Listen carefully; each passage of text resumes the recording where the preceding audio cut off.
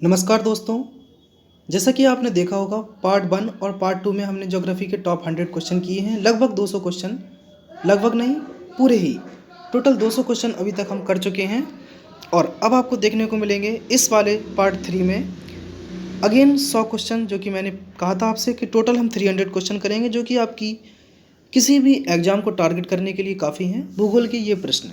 तो आइए हम शुरू करते हैं अपना ये पार्ट। और अगर आपको वीडियो पसंद आए तो प्लीज़ दोस्तों लाइक करके जाइए। और एक बात और, पीडीएफ ऑफ इसकी जो भी है डिस्क्रिप्शन में दी गई है, डाउनलोड कर लेना आप पीडीएफ इसकी जाकर, ठीक है। दूसरी चीज़, अगर आपको वीडियो अच्छा लगे तो अपने दोस्तों के साथ शेयर करना। आइए हम शुरू करते हैं अपना ये आज का पार्ट 3। क्वेश्चन नंबर 1 सभी वन लाइनर क्वेश्चन है, वही उसमें भी थे वन लाइनर क्वेश्चन। और आप वीडियो को प्लीज़ देखा करें पूरा, तभी समझ में कुछ आने वाला है।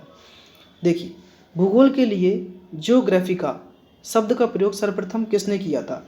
तो यानी कि ज्योग्राफिका शब्द का प्रयोग सबसे पहले किस व्यक्ति ने किया था? तो वो थे इरेटोस्थनीज ने ज्योग्राफिका शब्द का प्रयोग सबसे पहले किया था। अगला क्वेश्चन है, मेट्रोलॉजिया यानी कि मेट्रोलॉजी नामक पुस्तक की रचना किसने की थी? मेट्रोलॉजिया यानी कि मौसम विज्ञान होता है जो कि, तो मेट्रोलॉजिया नामक पुस्तक की रचना किसने की थी? अरस्तु ने, जिनको हम एरिस्टोटल के नाम से जानते हैं। क्वेश्चन नंबर 3, बादलों की दिशा एवं गति को मापने के लिए किस यंत्र का प्रयोग किया जाता है? तो नेफोस्कोप का। ये आपने नहीं पढ़ा होगा। बादलों की दिशा और गति को मापने के लिए हम नेफोस्कोप का प्रयोग करते हैं। नंबर 4, ओपोसोमीटर। ओपोसोमीटर का प्रयोग किया जाता है किसमें? दूरी मापने में हम ओपोसोमीटर का प्रयोग करते हैं। क्वेश्चन नंबर 5, उच्च तापमान के मापन हेतु किस उपकरण का प्रयोग किया जाता है? जब हमें उच्च तापमान को मापना हो तब हम पायरोमीटर का प्रयोग करते हैं। It's a very important question, ये मैं आपको बता दूं, ये काफ़ी इंपॉर्टेंट क्वेश्चन है पायरोमीटर वाला, तो इसको आप याद रखेंगे। छठवां, मानचित्र में वे रेखाएं जहां समदाब हो सकता है क्या कहलाती हैं? यानी कि जहां समान परिसर हो वो कहलाता है जगह समदाबीय रेखाएं या समदाब रेखाएं। 7वां क्वेश्चन, मानचित्र पर वर्षा का वितरण दिखाने के लिए किस रेखा का प्रयोग किया जाता है? तो वर्षा का वितरण दिखाने के लिए हम आइसोहाइट का प्रयोग करते हैं रेखाओं का। सूर्य और पृथ्वी के मध्य अधिकतम दूरी कब होती है? वेरी वेरी रिपीटेड क्वेश्चन और वेरी इंपॉर्टेंट। 4 जुलाई। सूर्य और पृथ्वी के मध्य अधिकतम दूरी जो डिफरेंस है दोनों, वो 4 जुलाई को अधिकतम होता है। आगे हम बढ़ते हैं क्वेश्चन नंबर 9 की ओर। क्वेश्चन नंबर 9 है, ओलंपिक्स मूस सबसे बड़ा ज्वालामुखी निक्स ओलंपिया है, कहाँ पर है? तो निक्स ओलंपिया आपको पता है, इसी का नाम है ओलंपिक्स मून्स, जो कि एवरेस्ट से अपने 3 गुना ज़्यादा ऊंचा है। तो निक्स ओलंपिया सबसे बड़ा ज्वालामुखी कहाँ पर स्थित है? ये मंगल पर है। अच्छा देखो, ये क्यों मैंने बता दिया, क्योंकि निक्स ओलंपिया एक पर्वत है जो कि मंगल ग्रह पर स्थित है, उसी से इसका नाम दिया गया है। देखो ओलंपिक्स मून्स, तो वही है कि ये मंगल ग्रह पर ही स्थित है। सूर्य प्रकाश धरती तक पहुँचने में कितने मिनट लेता है? तो आपको पता है, ये पहले ही बताया था मैंने, 8 मिनट 30 सेकंड। आगे हम बढ़ते हैं, नॉर्वे में रात्रि के समय सूर्य कब दिखाई देता है? तो नॉर्वे में रात्रि के समय 21 जून को सूर्य सन दिखाई देता है हमें। 12वां क्वेश्चन, किस गैस की उपस्थिति के कारण वरुण ग्रह हरे रंग का दिखाई देता है? तो यहाँ पर मीथेन गैस की उपस्थिति है, सबसे ज़्यादा मीथेन गैस पाई जाती है वरुण ग्रह पर, इसलिए आपको ये ग्रह जो है वो हरा रंग का दिखाई देता है। अभी ऐसा भी पूछ सकते हैं कि हरा रंग का दिखने वाला ग्रह कौन सा है? तो आप बताएंगे मीथेन के कारण दिखता है हरा, कौन सा? वरुण ग्रह, ये हरा दिखता है। नीला ग्रह आपको पता है पृथ्वी है। पृथ्वी के कुल द्रव्यमान का कितना प्रतिशत लगभग मेंटल में पाया जाता है? यानी कि कोर क्रस्ट मेंटल होता है, तो वही चीज़ है, तो लगभग मेंटल में पाया जाता है। 68% भाग पृथ्वी का मेंटल में पाया जाता है। पृथ्वी की 3 सकेंद्रीय परतों में ऊपर से दूसरी परत का नाम क्या है? सीमा। स्याल सबसे ऊपर, स्याल जो है वो सबसे ऊपर वाली है, उसके बाद सीमा है नीचे वाली, और नीचे लास्ट में आता है निफे। ठीक है, तो ये 3 परतें होती हैं पृथ्वी पर पाई जाती हैं। पृथ्वी के उत्तरी ध्रुव एवं दक्षिणी ध्रुव को मिलाने वाली रेखा क्या कहलाती हैं? तो पृथ्वी के उत्तरी एवं दक्षिणी ध्रुव को मिलाने वाली रेखा को हम देशांतर रेखा कहते हैं। देशांतरों की संख्या कितनी है? 360। देशांतरों की संख्या आपकी 360 है। ये भी क्वेश्चन कई बार एग्जाम में आया है। क्वेश्चन नंबर 17, एक देशांतर को पार करने में 2 स्थानों के स्थानीज समय के बीच क्या अंतर होता है? तो एक देशांतर रेखा को पार करने में 2 स्थानों के बीच 4 मिनट का अंतर देखने को आपको मिलता है। अगला क्वेश्चन, अंटार्कटिका महाद्वीप का सर्वोच्च पर्वत शिखर कौन सा है? तो ग्रेट बैरियर झील, ये अंटार्कटिका महाद्वीप पर सबसे ऊंचा शिखर है, इसका नाम है ग्रेट बैरियर झील। 19 नंबर, अफ्रीका महाद्वीप की सबसे बड़ी झील कौन सी है? तो अफ्रीका में जो सबसे बड़ी झील है विक्टोरिया झील है, यही सबसे बड़ी झील है। क्वेश्चन नंबर 20, जावा और सुमात्रा द्वीप किस देश में है? तो जावा और सुमात्रा द्वीप आपको इंडोनेशिया के अंदर देखने को मिलेंगे, जावा और Sumatra. Question number 21, plate tectonic theory यानी कि प्लेट विवर्तनिकी सिद्धांत किस वर्ष प्रस्तुत किया गया? तो ये 1960 में प्रस्तुत किया गया था, प्लेट विवर्तनिकी सिद्धांत। क्वेश्चन नंबर 22, जलमग्र के नियम सर्वाधिक संख्या में किस महासागर में है? जलमग्र कैनियन जो है वो सबसे ज़्यादा आपको प्रशांत महासागर में देखने को मिलेंगे। क्वेश्चन 23, गंभीर सागरीय मैदान का सर्वाधिक विस्तार किस महासागर में पाया जाता है? तो गंभीर सागरीय मैदान का सर्वाधिक विस्तार जो है आपको प्रशांत महासागर में देखने को मिलेगा। अगला है 24वां क्वेश्चन, कोयला किस चट्टान में पाया जाता है? तो आपको पता होना चाहिए, कोयला जो है वो हमारी परतदार चट्टान में पाया जाता है। Question number 25, Deccan trap cell समूह जिसके कारण बना है उसका क्या नाम है? ये बेसाल्ट उद्वार के द्वारा बना हुआ है, पूर्व बेसाल्ट उद्वार के द्वारा। डेक्कन ट्रैप सेल समूह इतना इंपॉर्टेंट नहीं है, एग्जाम में नहीं दिखा अभी तक, इसलिए इसको हम इतना ज़्यादा गौर नहीं करेंगे। अगला देखिए 26वां क्वेश्चन, अंतःसागरीय भूकंपों द्वारा उत्पन्न समुद्री लहरों को क्या कहा जाता है? तो अंतःसागरीय भूकंपों द्वारा उत्पन्न समुद्री लहरों को सुनामी कहा जाता है। क्वेश्चन 27, किस ज्वालामुखी में उद्गार होते रहते हैं? तो जागृत ज्वालामुखी है जो कि हमेशा फूटता रहता है कभी ना कभी, तो उसको बोलते हैं जागृत ज्वालामुखी। 28वां, विश्व का सर्वाधिक ज्वालामुखी वाला देश कौन सा है यानी कि क्षेत्र कौन सा है? आप कहेंगे फिलीपींस द्वीप समूह जो है जो विश्व का सर्वाधिक ज्वालामुखी वाला क्षेत्र है। आगे हम बढ़ते हैं 29वां, हिमालय की उत्पत्ति किस भूसन्नति से हुई है? तो हिमालय जो है वो टेथिस सागर से बना हुआ है, टेथिस सागर से ही उत्पन्न हुआ है, उसका उद्गम जो भी है, तो वो हिमालय का उद्गम जो है वो टेथिस सागर से हुआ है। 30वां क्वेश्चन, विश्व की सबसे लंबी पर्वतमाला कौन सी है? तो विश्व की सबसे लंबी पर्वतमाला एंडीज है। क्वेश्चन नंबर 31, नदी के अपरदन से बनी स्थलाकृतियाँ क्या होती हैं? तो नदी के अपरदन से बनी स्थलाकृतियों को हम गर्ज कहते हैं। 32, लैपीज किस क्षेत्र में संबंधित स्थलाकृति है? तो लैपीज जो है वो कास्ट में संबंधित स्थलाकृति है, कास्ट से बनने वाली स्थलाकृति को हम लैपीज कहते हैं, लैपीज क्षेत्र में, ठीक है, कास्ट क्षेत्र में लैपीज नाम की स्थलाकृति बनती है। मेघ गर्जन वायुमंडल के किस परत में होता है? तो मेघ का गरजना वेरी इंपॉर्टेंट है, ये क्षोभ मंडल में पाया जाता है ये सब चीज़ें।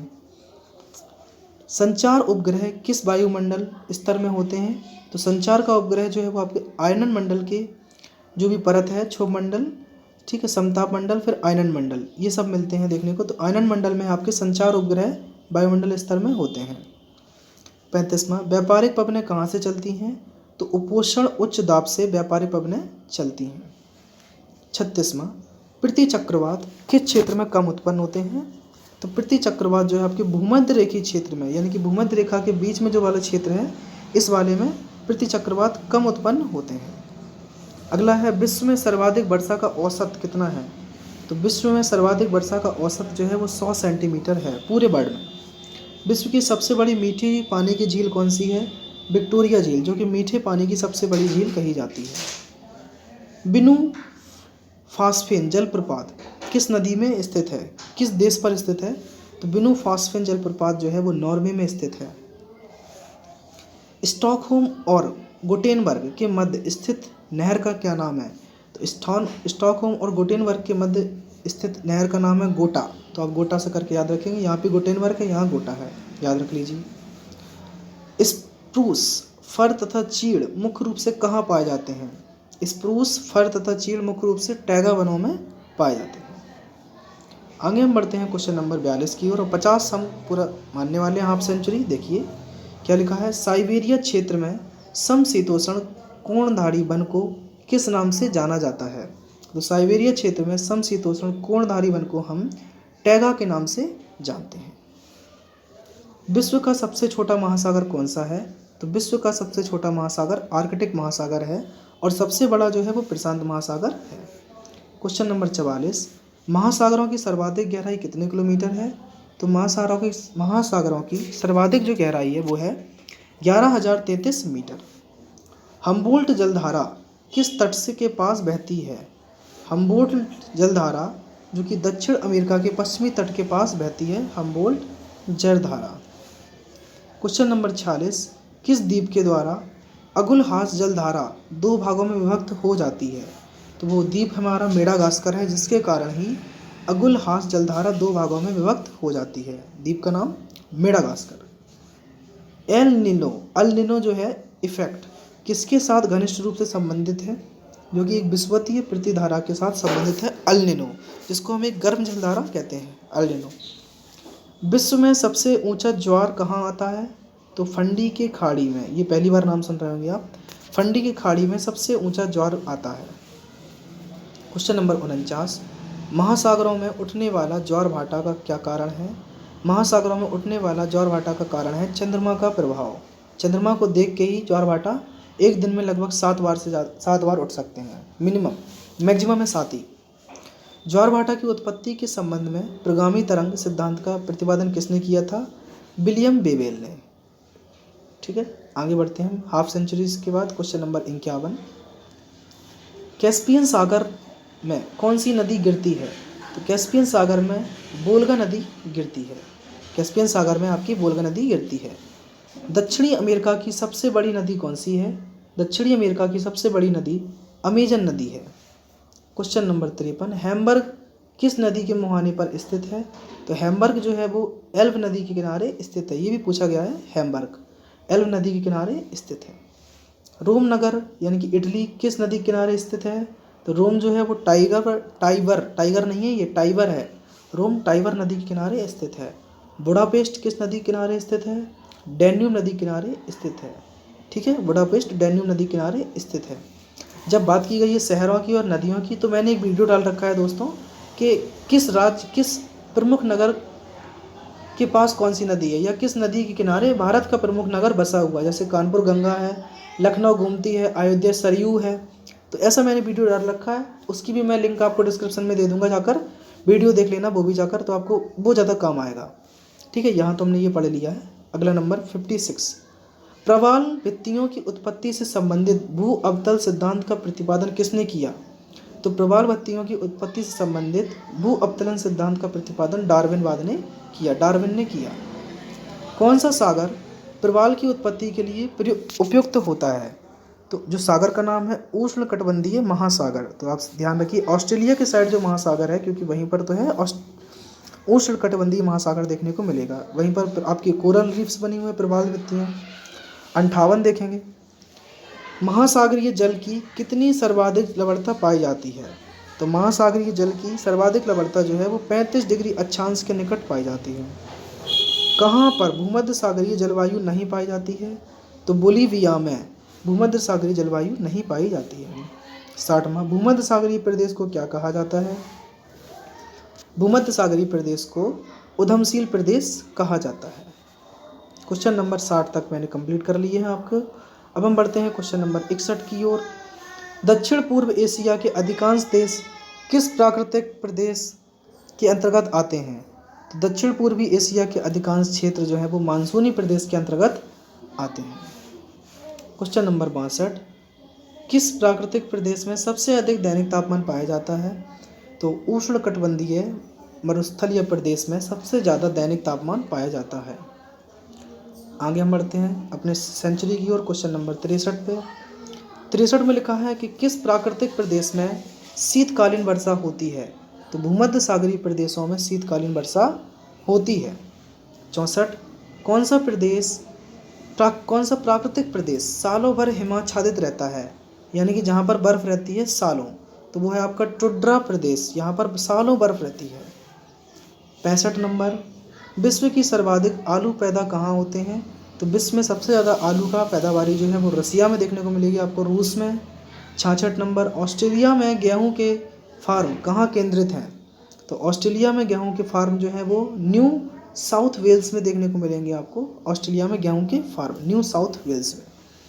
67, विश्व का सबसे बड़ा चाय उत्पादक देश भारत। सबसे ज़्यादा चाय उत्पादक देश भारत है। इस समय चाइना है नंबर 1 पर, भारत सेकंड नंबर पर है। जैतून किस विस्तृत क्षेत्र में उगाया जाता है? तो जैतून आपको जो फ्रांस में देखने को मिलेगा वहाँ पर उगाया जाता है।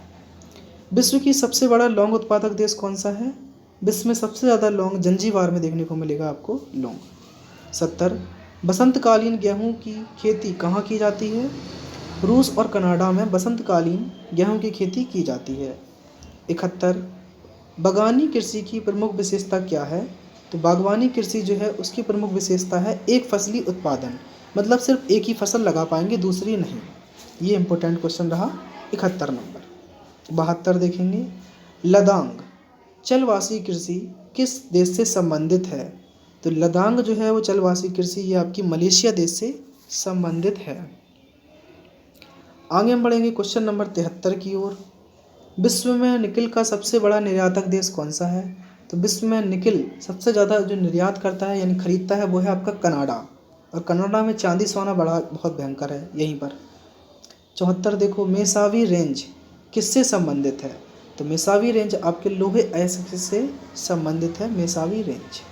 75 देखेंगे, विश्व में चांदी का सबसे बड़ा उत्पादक कौन है? तो विश्व में चांदी जो सबसे ज़्यादा होती है कहाँ पर? मैक्सिको में देखने को मिलेगी आपको, साउथ अमेरिका में, मैक्सिको। 76, मुंबई से कहाँ जाने के लिए स्वेज नहर जलमार्ग से होकर नहीं गुजरना पड़ेगा? तो मुंबई से आपको कहाँ जाने के लिए स्वेज नहर जलमार्ग से होकर नहीं गुजरना पड़ेगा? तो स्वेज जाने के लिए भाई स्वेज नहर जलमार्ग से नहीं गुजरना पड़ेगा। 77, महाद्वीपों के, इसका कुछ अजीब सा आंसर मुझे दिया है, मुझे समझ नहीं आ रहा, अभी देख लेना आप लोग। महाद्वीपियों के कुल क्षेत्रफल का कितना प्रतिशत भाग अधिवास योग्य है, यानी कि एक्यूमीन है?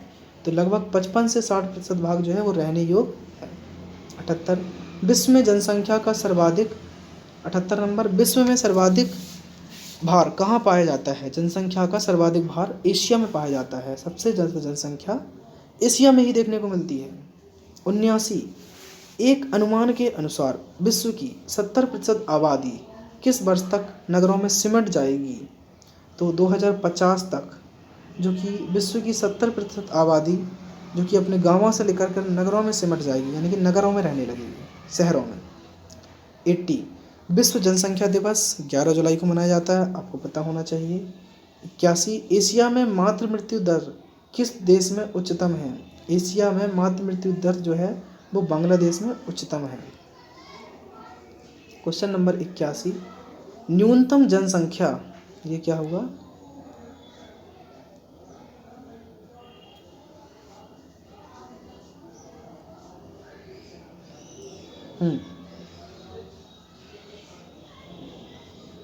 तो लिखा है क्या, न्यूनतम जनसंख्या, अरे न्यूनतम जनसंख्या घनत्व वाला महाद्वीप कौन सा है? तो न्यूनतम जनसंख्या घनत्व वाला महाद्वीप ऑस्ट्रेलिया महाद्वीप है। 83, 2025 ईस्वी में विश्व की अनुमानित जनसंख्या क्या होगी? 2025 ईस्वी में विश्व की अनुमानित जनसंख्या 8.0 अरब यानी कि 8 अरब होगी। विश्व के किस महाद्वीप में आदिम जातियों की सर्वाधिक जनसंख्या पाई जाती है? तो अफ्रीका में सबसे ज़्यादा आदिम जनजाति पाई जाती है। किस जनजाति के लोग सर्वभक्षी की श्रेणी में आते हैं? तो बुश्मेन जनजाति के लोग जो कि सर्वभक्षी की श्रेणी में आते हैं, बुश्मेन। न्यूजीलैंड के निवासियों को किस नाम से जाना जाता है? न्यूजीलैंड के निवासियों को हम किविज के नाम से जानते हैं। 87 नंबर देखिए दोस्तों, मलेशिया का प्राचीन नाम मलाया, काफ़ी बार पूछा गया है मलेशिया का प्राचीन नाम, और प्राचीन नाम पार्सिया का क्या है? तो ईरान, तीनों याद रखेंगे। और जाम्बिया का प्राचीन नाम जो है वो उत्तरी रोडेशिया है। तो तीनों को आप लाइन से मैं बता देता हूँ एक बार, अभी देखिए, मलेशिया का प्राचीन नाम मलाया, और पार्सिया का प्राचीन नाम ईरान, और जाम्बिया का प्राचीन नाम उत्तरी रोडेशिया है। सेकंड, न्यू फाउंडलैंड के नाम से कौन सा देश जाना जाता है? जापान, जो कि न्यू फाउंडलैंड के नाम से जाना जाता है। किस देश को वनों का देश कहा जाता है? तो कांगो प्रजाति के गणराज्य का जो देश है उसको हम वनों का देश कहते हैं। स्वर्णिम पगोडा, गोल्डन पैगोडा का देश कौन सा है? म्यांमार, बर्मा जिसको बोलते हैं म्यांमार। हजारों झीलों की भूमि आपको पता ही है, Finland. Very important question, very very very important. हजारों झीलों की भूमि, ठीक। The lake city. श्वेत पैरेल गणराज्य, गणतंत्र के नाम से कौन सा देश जाना जाता है? बेलारूस, इसको हम श्वेत पैरेल गणतंत्र के नाम से जानते हैं। मलेशिया की सिलिकॉन घाटी किसे कही जाती है? तो पेनांग को मलेशिया की सिलिकॉन घाटी कही जाती है। ग्रेट हाईवे तथा ब्रॉडवे के नाम से कौन सा नगर जाना जाता है? तो न्यूयॉर्क को हम ग्रेट हाईवे और ब्रॉडवे के नाम से जानते हैं। एनटीपीसी में यह क्वेश्चन है, ये ग्रेट हाईवे और ब्रॉडवे। लास्ट कुछ और क्वेश्चन है, बस देखिए। क्वेकर सिटी के उपनाम से कौन सा नगर जाना जाता है? तो फिलाडेल्फिया को हम क्वेकर सिटी के नाम से जानते हैं, फिलाडेल्फिया। किसे भारत की सिलिकॉन घाटी कहा जाता है? बेंगलुरु को भारत की सिलिकॉन घाटी कहा जाता है। और साइलेंट वैली आपको केरल में देखने को मिलती है। स्पेन की मुंबई के नाम से कौन प्रसिद्ध है? स्पेन की मुंबई, ठीक है। इसको हम बार्सिलोना को कहते हैं, स्पेन की मुंबई, बार्सिलोना। सर्वाधिक जनसंख्या में मरुस्थल किस देश में या किस महाद्वीप में है? तो सर्वाधिक जनसंख्या में मरुस्थल जो है आपको सर्वाधिक संख्या में अफ्रीका में देखने को मिलेंगे, ठीक है। आई थिंक आपको दोस्तों ये 300 वाला पीडीएफ जो हमने बताया है पूरा, ये पूरा पीडीएफ डाल दूंगा मैं डिस्क्रिप्शन में, डला हुआ है पार्ट 1 पार्ट 2 में। तो आप पूरा वीडियो जाकर देखें और आपको वीडियो पसंद भी आएगा ज़रूर, मैं कहता हूँ, इस चीज़ की गारंटी है। यहाँ से क्वेश्चन भी आएंगे। तो चलिए आज के लिए इतना ही, फिर मिलेंगे आपसे। नया मैं स्टार्ट कर रहा हूँ टॉपिक साइंस के 300 क्वेश्चन, जो कि आपको पार्ट 1 पार्ट 2 पार्ट 3 करके मिलेंगे। यही एक एक करके दूंगा मैं 100 क्वेश्चन के। तो बहुत ही जल्द आपको साइंस के भी पार्ट मिलेंगे। चलिए आज इस वीडियो को लाइक कर लेना, चैनल को सब्सक्राइब कर लेना। धन्यवाद।